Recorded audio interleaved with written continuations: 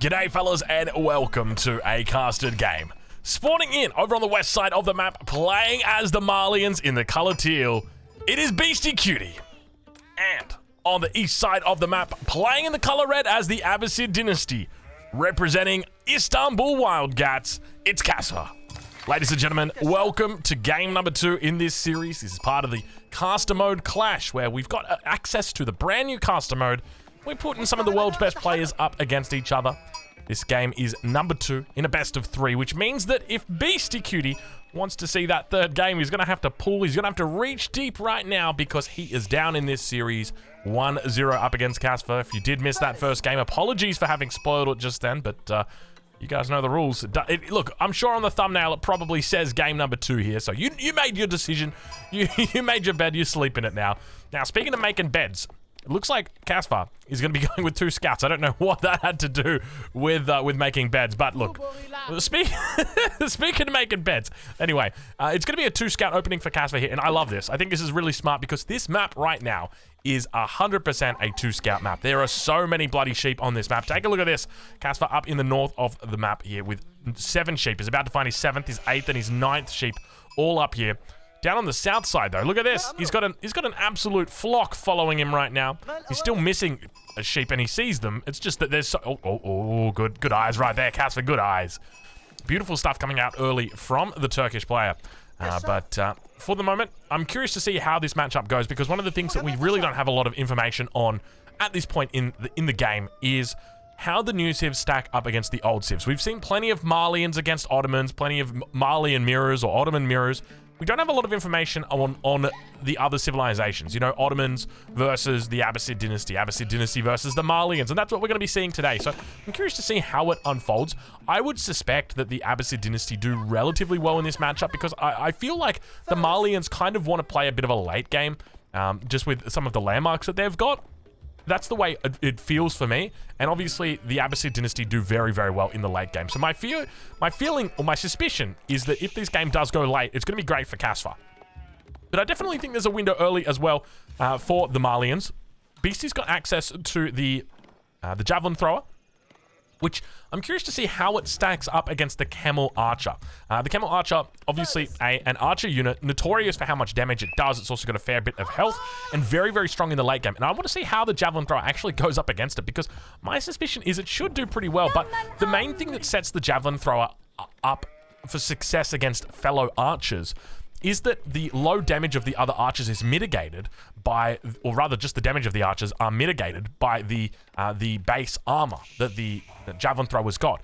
The Camel Archer bypasses that, though, because there's so much damage that the Camel Archer does. Sure, it attacks a little bit slower, but it's got way more damage, and it means that, you know, realistically, the Javelin Thrower, it's probably taking about 80% of the damage that the Camel Archer's putting out, compared to probably only about, you know, 30 to 40% of the damage that an Archer is taking out. So I think the Abbasid dynasty probably going to stack up pretty well when it comes to the late game against the Malians. But now, coming across the map with 12 of his sheep, we do see the first of the age ups in queue. It's going to be that economic wing, no surprise there for Kasva as he moves out to the mill, doing the Don Artie build.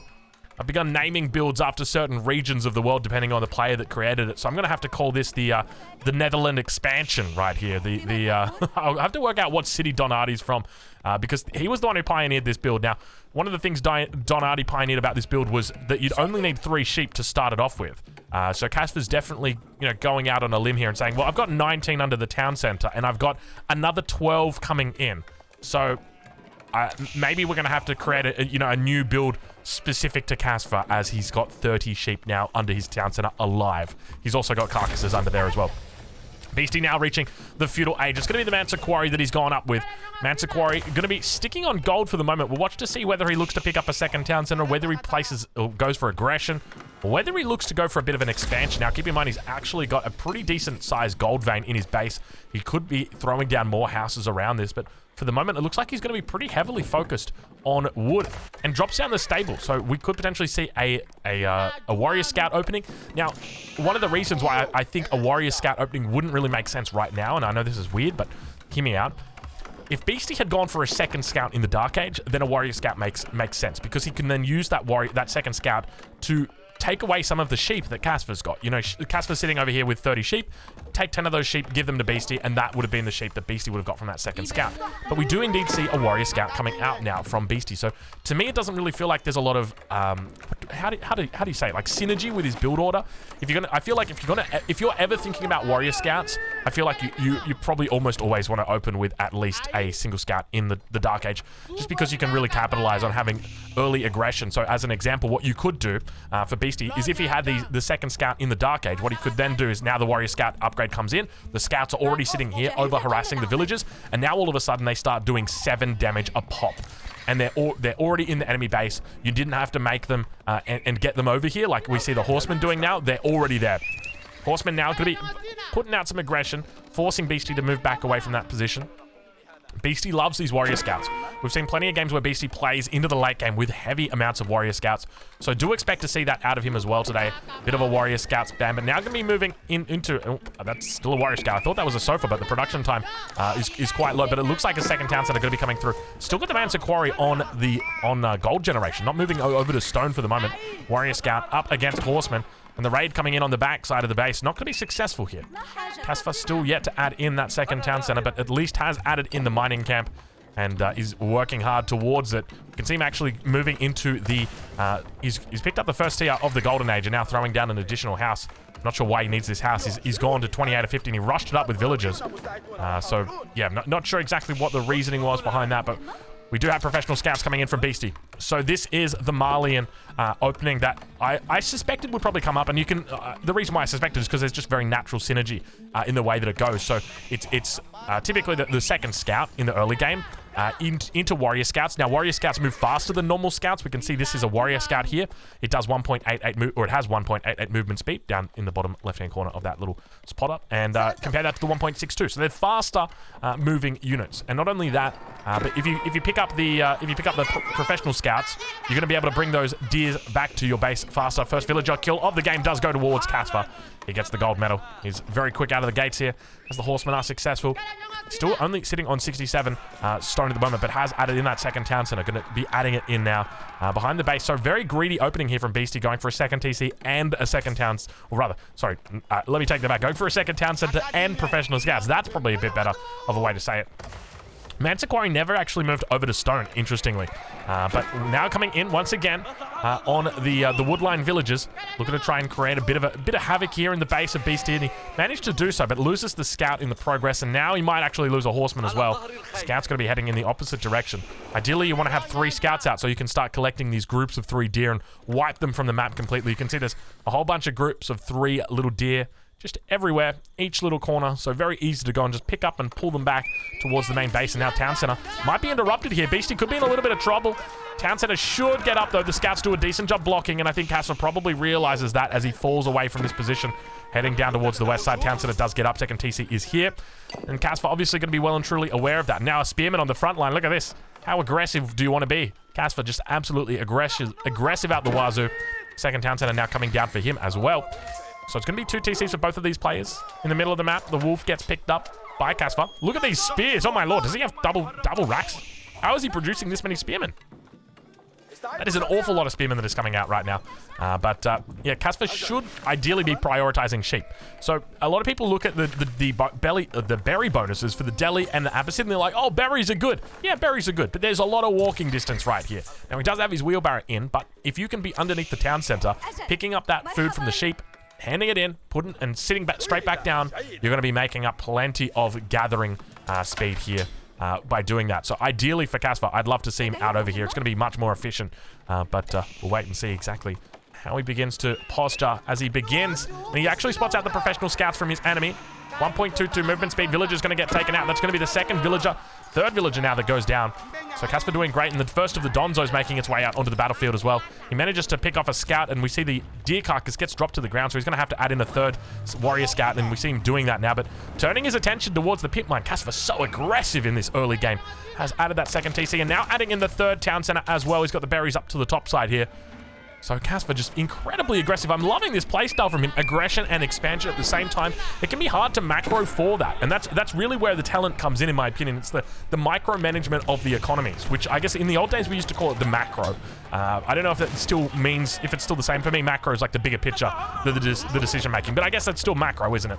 But yeah, beautiful stuff by Kasva to be able to put out this aggression and still think, all right, well, I want to expand and I want to go here and I want to do that. And he's not even over gathering. He's got one villager still back on stone. So able to really just do a great job. And now, beautiful little micro here from him. We can see the Donzo is going to be engaging into combat, but I don't really like the position here of Beastie. He's going to need to get some archers out or something to deal with the spearmen of his enemy. He's got the Donzos to deal with the horsemen, but the numbers coming out from Kasva are just very, very strong here. Donzo's throwing off their spears. And now bringing back the warrior scout brings back the deer carcasses are underneath the town center. Now, we've still got a deer carcass out here that he's not actually looking for. And look at the scout numbers that he's actually moving into. Beastie really looking to push this scout play style and make it so that it's an actual thing. But we can see him moving out 3 scouts down towards this position, 3 scouts up towards the north, and 1 scout out towards the middle of the map. It's going to give him plenty of line of sight as he moves out as well. Now, keep in mind, Kasva keeps a scout with his army, so he's going to see this scout moving out across the map and may potentially look to intercept it. But it looks like this scout not going to be going for deer, rather just going to be sitting or just pedal to the metal, running past the enemy base and looking to try and find a bit more information about what is happening with regard to expansion. Now, keep in mind, he's still on stone back here, which means that we might even see a 4th town center added in from Kasva. And I really wouldn't be surprised. As these players get further and further on into the game, it becomes more and more relevant to be going for that 3rd or 4th town center. Beastie back in his base, though. He still sits on just the 2 town centers for the moment. Looks like the Warrior Scout's going to get picked up here and needs to drop these down before he loses the Warrior Scout. Let's see if he's able to remember or able to do it. Oh, he's trying to do a bit of a pull. Donzo's coming out. He's going to be able to meet them before any real damage gets done. Beautiful job. So far, going to get spotted out up towards the north. Sees the 3rd town center now. We do see he's also looking to pick up some upgrades. We've got phalanx in the queue. We've also got textiles. So looking to try and keep those villagers alive for a little bit longer. Definitely the right choice. And Kasva actually yet to lose a villager here. No, no, no. Oh, my lord. 1 health left on that sofa. Jeez, that is a sofa that is... You'd barely... if you were to put this one up on Facebook Marketplace, you'd barely get $1 for it. I'll take it for free. You know what? I live too far away. You bring it to me. That's the kind of offer you'd get for a sofa like that. It's not pretty. Let's just put it that way. Beastie, interestingly, not adding in another pit mine. Only going with the 1 pit mine. Has the option for a second one over here, but the wood line next to it kind of makes it a bad one. This one's a bit open. Could go for the one on the backside here, but it also looks a little bit too close to this stone, so he'd have to plan it out very, very carefully, very meticulously. 4th town center? 4th town center for Kasva? That's going to be the question I'm asking, and I'm suspecting the answer is probably going to be yes, more likely than it's going to be no. But he has stopped his villagers gathering on the stone for the moment, even though he's stacking up plenty of wood. Villager count really looking good for him at the moment as well, up 5 vills. Keep in mind the military wing is now coming through as well for him, so thinking about that 3rd age, definitely a bit of a greedy move here. But Beastie going to be of the same vein. He's got 1,600 food stacked up right now, so Beastie, I don't know, maybe just not playing the best Age of Empires that he can at the moment. It's very rare that you see him macroing like that with all that food in the bag and not really spending it. So I'm not sure exactly what's happened there.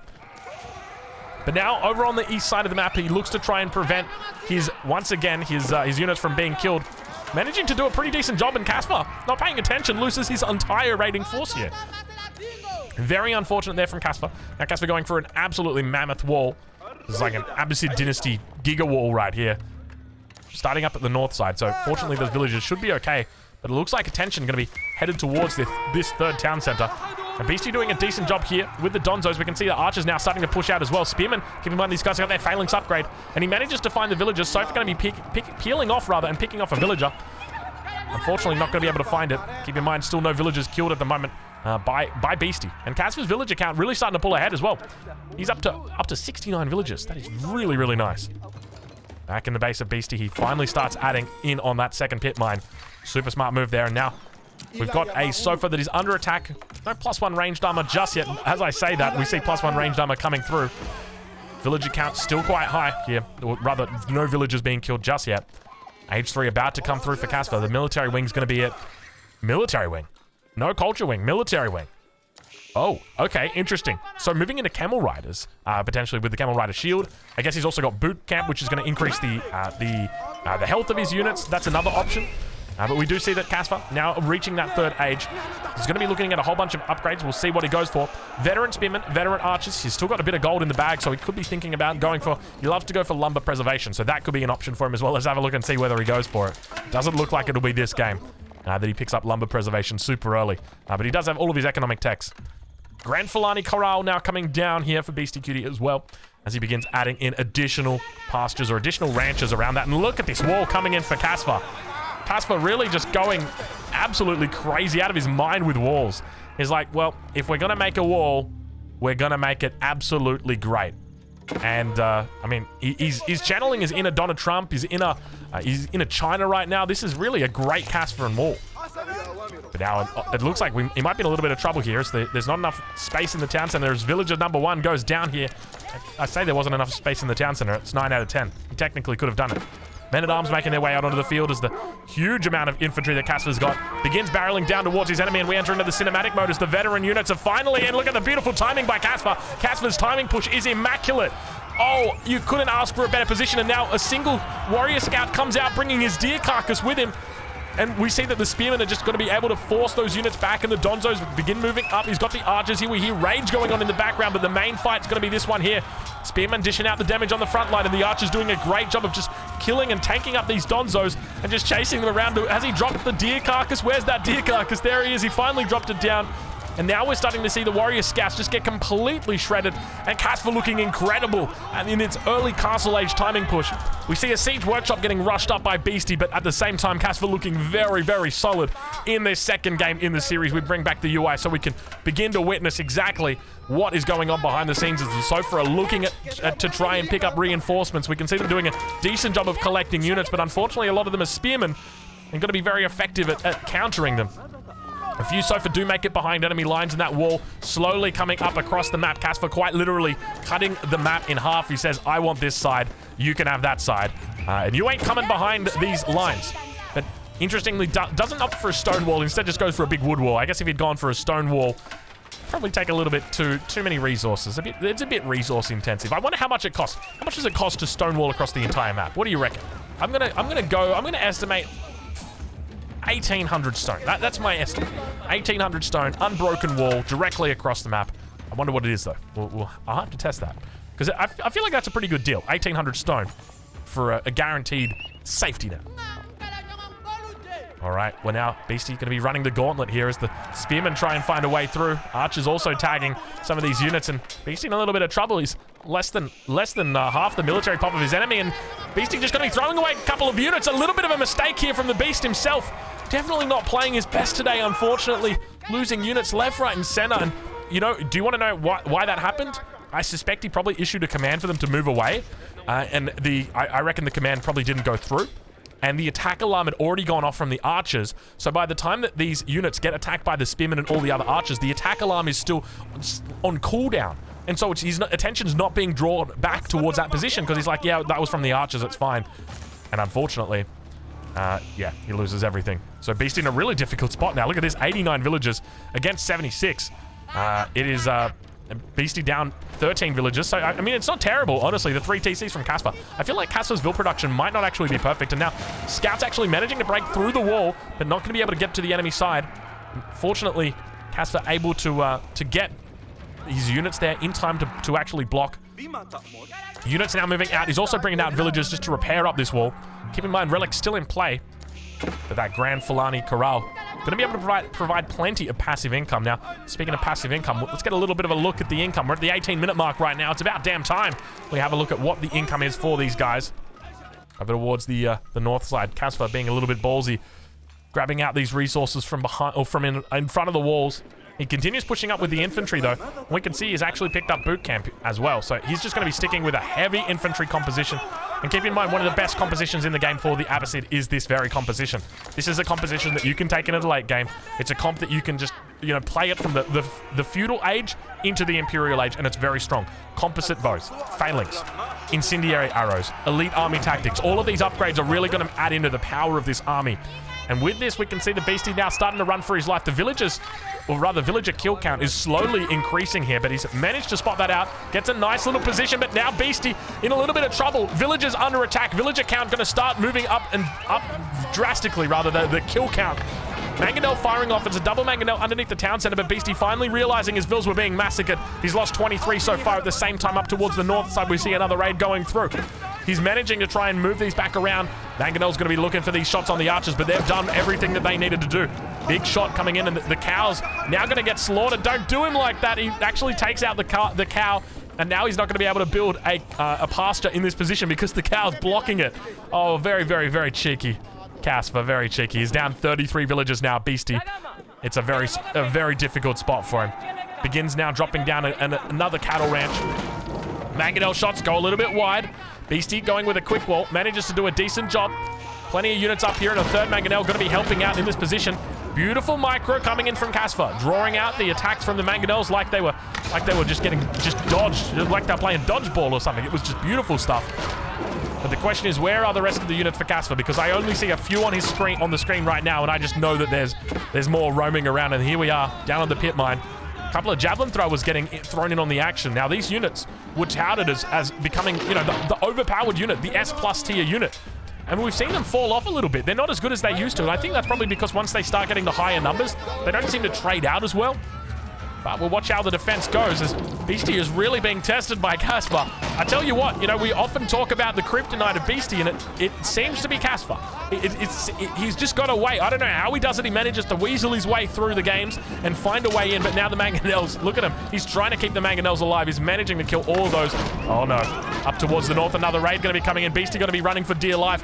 This map is absolute chaos. There's no big wood lines anywhere, so it makes it very difficult to wall off. I'm going to be honest, I'm enjoying this map. I'm liking it a lot. Spearman now coming in onto the gold mine. Kasva, he's looking insane in this game. We're 21 minutes through, and the Mangonel's going to go down. Look at all the horsemen just rampaging through the base. He's got more of them coming through on the way as well. Look at the mini-map. He's just throwing units out here non-stop. He knows that he's got Beastie on the ropes right now. This could be a good game coming through. Beastie looking to try and hold on, looking to defend, and he needs a miracle. He needs production. He needs something. He's got barely any resources in the bag. He's got almost enough for a keep. He could potentially look to drop a keep down here. Might need to delete a mill or two, but I think he's got the spot, and that should be able to keep his head above water. He's struggling, though. 74 villagers to 107. He's down 33, and the relics have started getting picked up by Kasva as well. Keep in mind, there's no potential to counter-attack at all. Kasva has walled Beastie out completely, and that's how Beastie gets back into these games. Beastie loves to get back into these games by counter-raiding, and he's not going to be able to do it because Kasva's already got the walls up. He's already got the response to it. His enemy is not going to have that option open to him. So beautiful stuff already, and now we see the keep in the middle of the map by Beastie. He's gone for a bit more of an aggressive keep here instead of something a bit more defensive, and looks to try and turn his enemy's attention towards that spot in the middle. Donzo's going to be coming out, looking to defend the pit mine. Pit mine going to be still going down, though. Unfortunately, that trickle of gold going to be, unfortunately, lost there. He's going to be able to replace the pit mine, but it is expensive. Very expensive. And now stone walls finally going to be coming up. The very first stone walls of the game, and we can see how many villagers are moving out to do this as well. He knows he's getting absolutely trounced by Kasva. But look at this, Kasva already out on this eastern flank. More stone walls. No, it is more palisade walls coming in on the south side. Looks like the veteran warrior scouts and the sofas are trying to break through this wall on the south side. Or I say trying to break through. Not really trying to break through, but trying to draw attention down there. Not going to have a whole lot of luck, though. Now they begin sieging down the wall. And the question is, what option does Kasva look to go? Kasva could further dissect his base if he wanted to. Throw in a wood wall all the way across here and make it even safer. So he's got it sort of quadranted. Beautiful expansions coming out from Kasva, though. We'll take a look at his line of sight. I want to see exactly what he sees. You can see he's got beautiful outpost coverage. Keeps.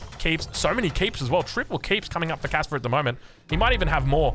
We'd have to wait and see, but is that... No, it's still the 3 town centers for him at the moment. Now throwing down plenty of farms on the backside. Looks like the cavalry units are through. So if I'm Kasva, I'm just grabbing these 5 bills and I'm just making walls across here. It doesn't matter whether the walls get up in time. It just matters that you're going for them, because there's going to be inevitable raids that continue coming through this entire game, and you don't want it to catch you out. We'll ride on board with Beastie, though, as he begins looking to try and find some villagers. The question is going to be whether he can actually connect with them at all, though. Sacred sites being captured. 2 in the north, 1 in the south. Scouts, unfortunately, getting absolutely surrounded. Look at this. Beastie just... Oh, it's terrible for Beastie right now. Getting collapsed on from every single direction. Kasva doing an incredible job here with the Abbasid dynasty today. looking very, very solid. We'll check back in on the base of Beastie. He's got the fully stacked up Grand Fulani Corral. The Grand Fulani Corral? The Grand Fulani Corral. I got it right. I got it right. A little bit worried, but he's looking to try and keep raiding. You can see this is how he gets back into these games. When his enemy doesn't finish him, he just looks to try and bring it back by raids. Something he is infamous for. Something he's known to have done. Now we start to see... Oh, it's Sacred Site's getting taken. Oh, he's forcing the issue. All right, this is where it starts to get really tough for Beastie. And now up towards the north, we see that more units are coming up here. Single Spear going to be drawing its attention, but Village is going to be looking to throw down a wall here and segment this off a little bit. Instead of putting villagers through to try and repair this one up, just going to be re-walling. We can see a very interesting decision by the villagers to all just go for that. I guess that's the consequence of shift clicking, isn't it? But mass here for Beastie. Javelin throwers for the most part. He could be thinking about going up to the next stage, is stacking up quite a bit of resources. And we can see that Kasva manages to get towards this position in time. And now we've got Sacred Victory approaching. Age 4 about to come through for Kasva. And stone walls begin coming down as Kasva reaches the Imperial Age. Sacred Site in the south being neutralized. Keep also trying to hold on to this position. It looks like this southern position is going to be neutralized unless Kasva moves villagers over to cover. You can see Beastie just trying his best to spam scouts at Kasva. More units coming down in this direction. It looks like the Sacred Site will get neutralized. Keep going to be able to keep the north one safe. And more villagers looking to try and get this wall up slowly but steadily. Sacred Site is going to be neutralized. And with that, the Sacred Victory no longer going to be approaching as it is taken out. Griabara now coming down for Beastie as well. He's thinking about going to the 4th age, and definitely the right decision for him to match that. Trebuchet firing off towards the keep. And this infantry mass continues pushing out. Elite Spearmen, Elite Horsemen. Elite Archers yet to come through, so it's going to be Spearmen and Horsemen. That is the combination that he's electing for here. Stone wall still yet to be completed up on that north side, but both players looking to do the same thing. We can see stone walls. Look at this beautiful wall. Look at this beautiful wall. Look at the villager walking along the wall. But now back towards the center of the map, we enter into the cinematic mode to witness Kasva. As those elite upgrades have come through, we can see the gold little helmets there. He begins putting his attention towards the Mangonel and starts sending units up towards the north side. He's just chasing these units down, trying his best to cause damage, cause havoc. A single, I think that might be a shaman. I'm not 100% sure. Imperial Age comes through, and with that, everybody gets a little bit of a gold tinge. If you get your elite upgrades, you can see he's got these cool little gold hat, gold little twirl on the end, but the units do get closed out. And now the cleanup begins. Villagers going to be running for their life. We'll bring back the UI so you guys can see exactly what is going on here. Kasva looking very solid. The score pulling ahead, about 1,000 points difference between these two guys, and more units moving off into the base. Kasva up by about 30 villagers at this point. The Sacred Site at the moment count is 2 for Kasva and 3 relics. Beastie with 2 relics of his own. Mangonel going to be coming out, keep going down in the middle. And this wall is now it is now constructed. Sacred Site in the south now going to be, what do we got going on here? He's now getting retaken. And that's going to put Beastie in a very difficult position because he's going to have to address and press that issue. Now, of course, the Sacred Sites aren't walled in. He's actually left them open. But this is I would argue, probably a smarter thing to do, and enables your reinforcement lines to always be safer. Horsemen now coming through. Elite upgrades are through. Mangonel going to be struggling here. He needs to pull villagers, but it looks like the closest villager is going to be an absolute mile away. Sacred Site once again going to be approached by Kasva, and the Mangonel goes down. Elite upgrades slowly but steadily coming through. We see Elite Warrior Scouts, Elite Donzos, and +3. It's going to be Damascus Steel. Damascus Steel coming through. And now I can't actually get this off my screen. I'm trying my best to get it off, but it won't go away. There are just attacks going on everywhere for the most part. Beastie just under pressure at the front side. That keep going down is really what's hurt him. And now double trebuchet going to be more than enough to continue forcing the issue here. Horsemen being pushed away by the Donzos. Still yet to get their elite upgrades, about to come through now. Javelin thrower's not yet upgraded either, so Beastie definitely struggling at the moment for upgrades. He's got plenty of resources in the bag, so could be thinking about doing it. And now another keep going to be thrown down here. More raids up towards the north. Beastie trying to drop down a keep himself, but it looks like Kasva's going to be able to find it. Villager count going to really start dropping down here. We can see Beastie sitting on 92 at the moment. Kasva not giving him a chance, but the keep is going to be successful. No Lord Doubt smiling down upon it today. The boiling oil comes out immediately. Beastie not paying attention. The villagers, unfortunately, just getting mauled underneath the keep. The keep is designed to protect these villagers, and unfortunately, they're just letting it run rampage through them. Idle villagers now for Beastie. He's got 39. Half of his economy is idle, but he's managed to push out past the stone walls. He's down to 10 idle villagers now, so he's done a good job, and now we've got a little bit of a mix and match here as more villagers were being killed on the keep of Kasva. But there are layers of defense. Kasva going with the classic onion-based design, layer upon layer upon layer, and he is walling the entire map right now. Look at this. It is good. Like I feel like I'm watching a couple of noobs battle it out in a no-rush 40-minute game. This is crazy the way that these guys are playing it. The walls that are coming up here, and I guess this probably speaks to the power of walls, the strength of walls in the late game, and the fact that walls can't be sieged down by normal units. Now they can when they're under construction, but they can't once they're actually in their stone form. Once they're fully made and they're stoned up, they're stoned out of their mind, that is when it's very difficult to deal with them. But the Donzos are broken through. Elite Donzos are in. Now going to be finding these villagers here. Going to be mauling them completely. But there's not a lot to really grab behind these lines. Sacred Site counter still going down. We're under the 8-minute mark for the moment. And the question is, where's the next battle going to be? Those Sacred Sites, definitely quite large. You can see them on the mini-map. They're just very, very, very attention-drawing. Okay, if we watch from the perspective of Kasva, never mind, they're still there. Oh, God. I thought if I change perspective... Look, if we change perspective, they stop for a brief second. Oh, gosh, it's very distracting, isn't it? They're just so damn big. But the Sacred Site timer is on right now. The burden is on Beastie. The burden is on Beastie to break the Sacred Site timer. We see the first of the bombards rolling off the lots. 140 population for Beastie, 178 for Kasva.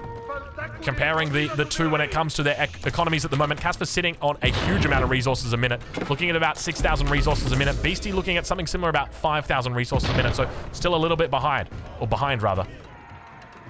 Plenty of military units now coming in on the south side. It's going to be hand cannoneers together with the veteran archers, and now got to be careful not to lose the bombard. It was on this front line, but Warrior Scout's going to be out on the front meeting his enemy. Donzo's here as well. They're trying to take out that bombard. The question's going to be whether they get it, and I think they actually might. He's looking like he's just going to split attention. Bombard manages to stay alive. He split going after the culverin as well, and unfortunately, now both the bombards remain alive. Not the smartest decision there from Kasva. A little bit greedy in that. But the villagers now going to be coming out. We see additional units being moved to the front side, but unfortunately, they are just not even going to be relevant. The culverin helping out with a little bit of a 360 no-scope there. But Kasva's onion defense remains strong. The onion defense, the Kasva onion, the Turkish, we call this the Turkish onion. The Turkish onion looking very strong. But look, I'll be honest with you. This is 100% the way that you're playing against Beastie. If you're playing on the ranked ladder and you come up against this guy, you got to do exactly what Kasva's done. This is how you stop those raids. You know, we talked about it. That's how Beastie gets back into these games. He tries to find ways through to your base. You've got to make the onion like this so that your enemy cannot get through, so that he cannot break through and destroy your economy, because that's exactly what he wants to do. He wants to get through, he wants to burn down these walls, he wants to kill these villagers. That is his goal. Unfortunately, this wall's still not up. A little bit of a counter-attack down on the south side as well. Kasva trying to draw out his enemy. Hold on, we had the Sacred Site neutralized. So Sacred Site victory is off the table. I apologize, I must have missed that. I don't think there was a real battle that was down here. We do see a couple of units, but the Sacred Site well and truly taken, probably even by these scouts. They're the only units in the area. But they're going to be able to hold this position for now. Score starting still to pull ahead for Kasva. He's up by about 1,300 points at the moment. And now breaks through on the south side. Begins moving his units through. The keep already going to be able to find this. Keep in mind, Boiling Olu's through. He wants to avoid that completely. Griobara now going to be researching Food Festival, as Beastie's going to have all of his food gathering rates shot through the roof. We can see he's only got a handful of farms back in the base. And now these infantry units going to get surrounded. He's got the hand cannoneers on the backside. Needs to be careful to avoid fighting into this. Still yet to pick up that chemistry upgrade. We see Kasva doing a decent job just drawing attention over here. Elite Army Tactics is coming through. He could actually go for this right now. You know, one of the things I'd love to see in Age of Empires 4 that we don't have? When a building is producing or researching, it should like light up or something. Like it should just do something, like the water fountain should be going or something like that. Like there should be a way to tell. But now Pitmine going to be under attack. He's looking to try and defend it. Hand cannoneers on the backside. A little bit of a counter-attack as well in the center, but the bombard's going to be working their way. Manage to take down the wall, and that's the consequence of making gates. When you make a gate, you open yourself up, quite literally, to the potential threat of the bombards, because when they take down the gate, they take down the wall segments on either side. Whereas when they take down a single wall segment, that is all they hit. Men-at-arms together with the spearmen trying to block on the front. Going to be successful here with the block. And with that, the villagers should be able to get up this wall. Indeed, they're looking good. And now it looks like Kasva manages to hold. Culverin looking to try and pick these units off as well on the backside. He's doing a pretty decent job as he begins to focus down the cattle ranchers. But now, I mean, I feel like at this point, Kasva's just running rings around Beastie. Beastie on 139 population, only 11 military units at the moment. He's struggling to keep his head above water. He's got siege, but the siege just keeps getting chased around. Beastie's got the double bombard, but now the bombard's going to be opened up to potential threats. The elite men-at-arms begin running in. These guys are fully upgraded, and Kasva just running rings around Beastie. Keep in mind, this is game number 2 in this series, a best-of-3 series. If Kasva wins this, he takes this series and takes all the points for it. It's going to be 3 points going over to him completely, with Beastie with nothing from this series, not even a single point from it, and it's going to put him in a really difficult spot in the event that he loses this game. He needs to pull right now, he needs to lift, but it's so difficult. Kasva's such a competent player who's come so far in Age of Empires 4. And he's looking incredible as he begins pushing through to the base of Beastie right now. Beastie really struggling. The Mangonel going to be able to fire off, and we can see the villagers standing by ready to repair in case things go awry. But now the Mangonel firing off towards these units at a distance. The men-at-arms going to be making their way towards it. He's got a couple of Sofa out here. They've finally got the elite upgrades through as well with Farimba leadership. No infantry standing by, unfortunately. And you can just hear those units behind this just pumping out non-stop. Look at the amount of production he's got back here. The onion strategy is really paying off as well as playing off here against Beastyqt. Running rampage through his base, and Beastie didn't make an onion, and as a result, he's now hurt. Like, he was a watermelon. A single watermelon Beastie was. No stone walls on the front side, and as a result, he gets cracked open like an egg or a watermelon, depending on who you're listening to. Keep on the front side, going to be under attack shortly. We can see that that's where the pressure is at the moment. But behind this, Kasva just continuing to go through, and look at this, attacking the food economy, just focusing down all of these. And this was part of my theory, right? Like, when people realize how fragile these cattle ranches are, they will just send units back here to try and snipe this out. That's exactly what he does. It's going to be so hard to get these cattle back in their ranches, and now we can see Beastie's got to evacuate from this position. If he loses this cattle, that's 2,000 gold, and the men-at-arms just slaughtering him right now. You thought they were men-at-arms? No, they are not. These guys working up the abattoir. They are slaughtering the cows right now, and it is not pretty. It looks like we've got a couple of Musafadi warriors finally coming out to deal with the men-at-arms, and they managed to clean it up, but the reinforcements up towards the north side have found a way through, and it looks like they're not even going to need to go through the front of the base, which before we referred to as a watermelon. Plenty more elite spearmen coming through. Kasva just funneling in units, so we can just hear production. 19 horsemen in queue, 5 hand cannoneers, 4 trebuchets, 3 men-at-arms in queue. He has got so many damn units in queue right now. This is insanity coming out from the Turkish player. Mangonel looking to try and fire down upon the melee units as the villagers get followed in. The Sacred Victory is approaching. 8 minutes and 40 seconds to go. Composite bows finally coming through for Kasva. To be honest, he hasn't actually been using archers in the late game. He's been completely horsemen and spearmen. But now I think he might be running out of gas when it comes to his gold. And so he's like, all right, well, we're probably going to need to focus a little bit more on those archers, on those crash units, just in case things go awry. But now the Mangonel going to reveal itself. Unfortunately, going to get taken out as well. Beastie in such a difficult spot. He's down more than 2k score at this point. I say more than 2k score. Is that more than 2k? That's more than 2k score. Bombard also coming out, but there's just no infantry here. Beastie just good game gets called. Kasva 2-0s Beastie in the group stage, in the GSL stage of the caster mode cup clash, whatever you want to call it. I don't really mind. It wasn't designed to be official. But anyways, fellas, I hope you've enjoyed this casted game. Kasva coming up with an absolutely massive win, and we'll catch you guys in the next one. Wow.